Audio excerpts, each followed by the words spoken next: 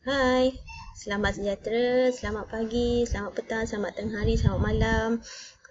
Salam sejahtera buat semua para pelajar yang mengikuti video cikgu, video pembelajaran cikgu. So hari ini untuk video ini cikgu akan menceritakan mengenai gandaan sepunya dan gandaan sepunya terkecil iaitu GSTK. Jadi kita akan belajar satu per satu. Okey, kita akan refer pada contoh-contoh yang cikgu berikan ya. So kita mula dengan gandaan sepunya dan gandaan sepunya terkecil. Okey, dia kita panggil macam adik-beradik, tapi dia ada perbezaan hanya sedikit saja dari segi mendapatkan jawapan. Okey, kita pergi ke gandaan dahulu. Okey, gandaan ialah susunan nombor mengikut pola iaitu operasi tambah. Biasanya memang kita guna operasi tambah. Okey, gandaan ialah susunan nombor mengikut pola. Jika para pelajar dah tahu, pola ni ibarat macam kita menambahkan 2, menambahkan 3, menambahkan 4 dan seterusnya. Okey, jadi dia bila ada pola tertentu tu dia menghasilkan satu gandaan bagi suatu nombor tersebut. Okey, tak apa, kalau tak faham kita tengok slide seterusnya apa yang dikatakan gandaan itu. Okey, so senang cerita gandaan ni ialah sifir. So masa sekolah rendah kita dah belajar mengenai sifir. So sifir itu ialah gandaan. Cuma di sekolah menengah kita up sikit perkataannya, kita menggunakan gandaan. Okey, kita tengok contoh gandaan. Okey, ini contoh soalannya. Dapatkan 5 gandaan pertama bagi 4. Okey, para pelajar kena pandai tengok pada soalan tu. Dia suruh dapatkan 5 gandaan pertama bagi 4. So, kita dah set dalam kepala kita gandaan itu adalah sifir. Jadi, para pelajar kena menyenaraikan sifir 4 lah. Okey, so para pelajar dah tahu kan dia adalah sifir 4. Jadi, hanya tulis sebegini sajalah.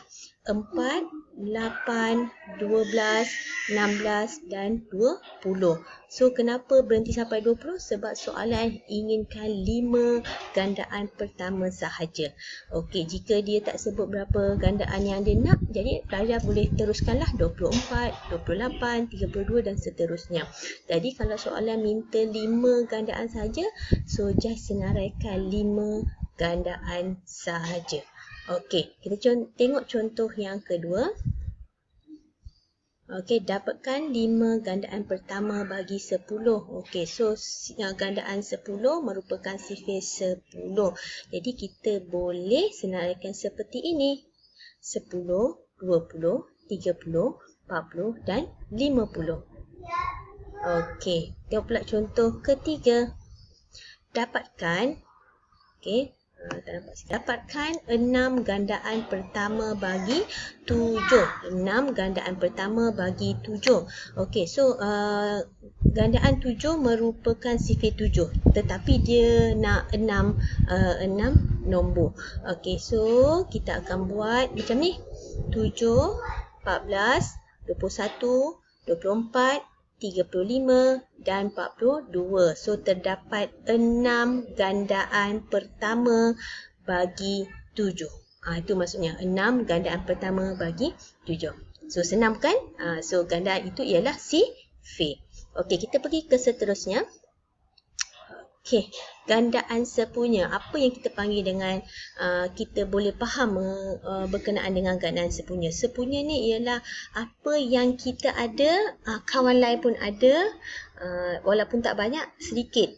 Itu kita panggil sepunya. Apa yang benda yang sama. Okey. So, gandaan yang dipunyai oleh 2 atau lebih nombor. So, gandaan sepunya tadi ialah gandaan yang dipunyai oleh 2 atau lebih nombor. So, bila nak cerita pasal sepunya ni, dia perlu 2 atau lebih nombor lah, baru kita boleh buat kesepunyaan bagi nombor-nombor berikut. Kalau satu saja kita tak boleh buat sepunya, kita panggil gandaan. Okey, kita tengok contoh. Okey, contoh. Tak nampak ya? Okey, dapatkan 3 gandaan sepunya bagi 3 dan 4. Tengok kat sini. Kat sini dia dah cikgu tuliskan ada 2 nombor. Cikgu tak bagi 1 nombor. Cikgu bagi 2 nombor supaya senang untuk kita dapatkan gandaan sepunya. Kalau dia bagi 1 nombor, kita perlu dapatkan gandaan sahaja. So ingat okey, gandaan sepunya dia bagi 2 ataupun 3.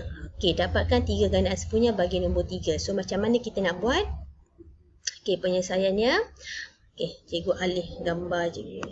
Pula. Okey, gandaan 3. Okey, kita senaraikan macam tadi lah. 3, 6, 9, 12, 15. Kita buat dan seterusnya. Dot ni menunjukkan seterusnya. Okey, ada yang tanya cikgu. Cikgu memang berhenti sampai 5 nombor saja ke tak? Para pelajar boleh sambung lagi.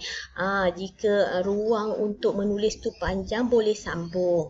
Okey, tetapi kat sini cikgu nak tunjukkan teknik bagaimana untuk kita menjimatkan ruang menulis dan kita menjawab secara smart. Okey, so gandaan 3 ni kita salin macam ni. Okey, gandaan 4. Okey, 4, 8, 12, 16, 20. Okey, boleh juga terus. Tak ada masalah. Tetapi kita balik semula pada fokus soalan kita iaitu gandaan sepunya. Gandaan sepunya tadi ialah apa yang 3 ada, 4 pun ada. Okey, so kita tengok kat sini gandaan 3, apa nombor yang sama dengan gandaan 4. Okey.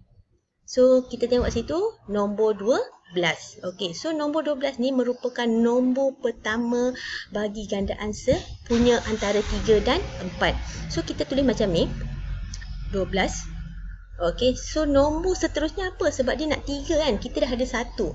So kita perlu dapatkan 2 lagi. So apa perlu kita buat? Tengok teknik cikgu buat ni.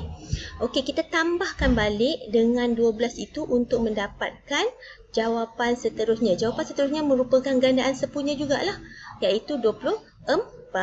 Jadi 24 tu perlu tambah lagi dengan 12 supaya mendapat 36. Jadi untuk menjawab soalan ini, beginilah caranya. Okey, kamu tidak perlu menjawab dengan terlalu panjang, hanya cukup mendapatkan satu gandaan sepunya dan kamu boleh gunakan untuk mendapatkan gandaan sepunya yang seterusnya. Okey, macam ni ya. Tak apa, kita tengok contoh kedua. Ya, untuk lebih faham. Okey, dapatkan, tak nampak ni. Okey, cikgu alih dulu. Okey, dapatkan 4 gandaan sepunya bagi 6 dan 10. Dapatkan 4. Dia nak 4 pula kali ni. 4 gandaan sepunya bagi 6 dan 10. So, gandaan 6. So, kamu kena listkan gandaan 6. Dan listkan gandaan 10. Tengok macam cikgu buat ni. Okey, gandaan 6, 6, 12, 18, 24, 30, 36, 42, 48, 54, 60 dan seterusnya. Kenapa cikgu buat panjang pula? Okey, ni saja menunjukkan list ni boleh dipanjangkan. Okey, tengok pula gandaan seterusnya, gandaan 10. Okey, gandaan 10 kita senaraikan 10, 20, 30, 40, 50, 60. Okey, yang ni tak panjang pula cikgu. Tak apa, boleh. Kerana apa? Kita dah ada sen yang mana terdapat nombor yang sama bagi nombor 6 dan nombor 10. Okey, kita tengok nombor 6 ada apa dan nombor 10, gandaan 10 ada apa. Okey, so kita dah nampak tu nombor 30 sama. Okey, seterusnya, nampak bulatan hijau tu nombor 60.